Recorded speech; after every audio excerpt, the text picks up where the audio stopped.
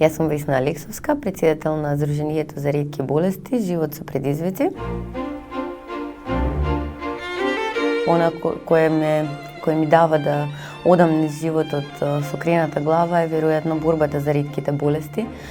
Тука се најдов, затоа што и самата сум пациент со ретка болест.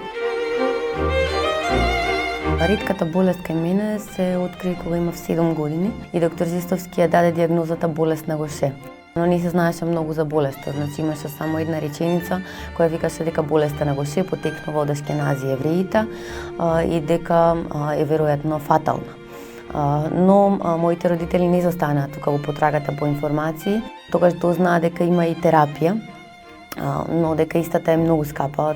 Тогаш чинеше околу половина милион евра годишно, денес коста околу 200.000 евра годишно или помалку, зависно од тежината на пациентот, но тоа беше еден шок за нив, затоа што сватија дека немаат начин како да ми помогнат.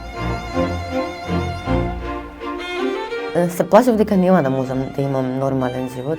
Уште од мала мислев дека бидејќи немав терапија, мислев дека животот ќе заврши, дека нема да можам да имам навистина добар живот. Без терапија не можеш да издржиш бременост, не можеш да работиш, врзан си за во кревет, од гушкање ќе се кршат коски, значи буквално состојбата се влошува од ден на ден и тоа не е нормален живот.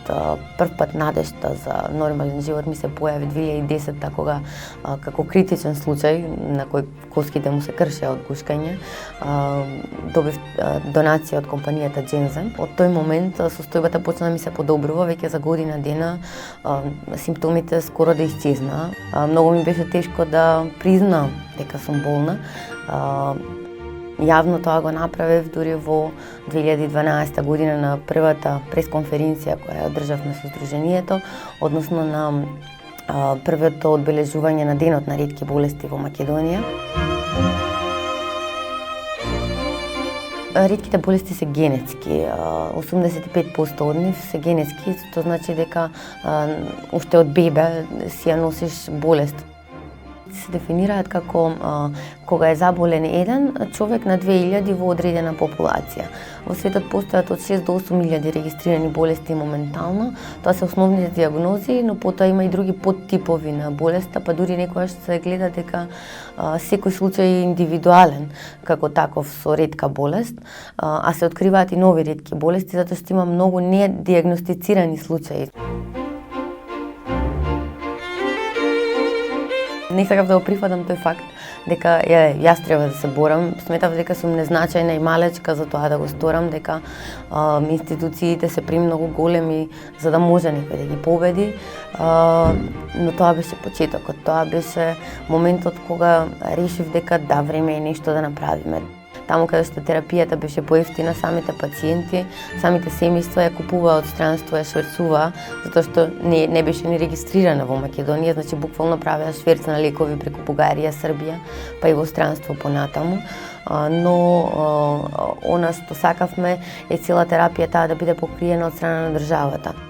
Она што успеавме да го направиме беше ветувањето на министерот за здравство и на премиерот дека ќе се финансира програмата со 1 денар од цигарите, но се увиде дека се одвојува 0,5 денари, што сметаме дека е недоволно затоа што се соочуваме со проблеми како недостаток на лекови, 2-3 месеци пациентите да се оставени без лекови, да каснат тендери, сите тие административни процедури да се одолговлекуваат и тоа навистина влијае на животот на пациентите. И се надеваме дека откако ќе се формира собранието, дека ќе можеме да поднесеме на јавна расправа да се донесат закони за ретки болести што ќе гарантираат иднина за овие семејства.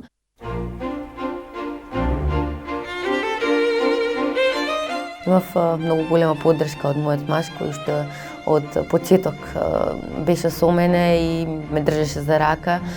Не се уплаши од животот што му го прикажав дека ќе треба да одам на терапија, дека без терапија нема да имам живот.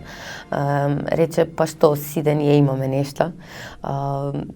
моето семејство беше огромна поддршка, па и неговото семејство е се уште огромна поддршка, и пријателите кои останаа, кои не се уплаши од болеста, затоа што многу луѓе се плашат и ја стигматизираат самата ретка болест као дека е заразна, дека не сакаат да имаат контакт со такви луѓе. Пораката од државата би била да не слуша, затоа што ние сме експерти за нашите болести, да се советува со нас кога ги носи законите, кога ги носи административните процедури за пациентите со ретки болести, затоа што нема друг начин да им се улесни животот на овие луѓе и нема никогаш да се откажеме од тоа да го направиме животот поубав. Со ќерка ми животот е некако, не знам, добива нова смисла, и во моментот кога се роди ќерка ми, едноставно сватив колку е уште потребно да се бориме заедно, сите мајки заедно, за животот на нашите деца. Сватив дека нема ништо посилно од родителството, нема ништо посилно тоа да сме заедно и заедно да ги бараме своите права. Сами не можеме ништо, сами сме малечки и беззначајни. Заедно ние правиме чуда.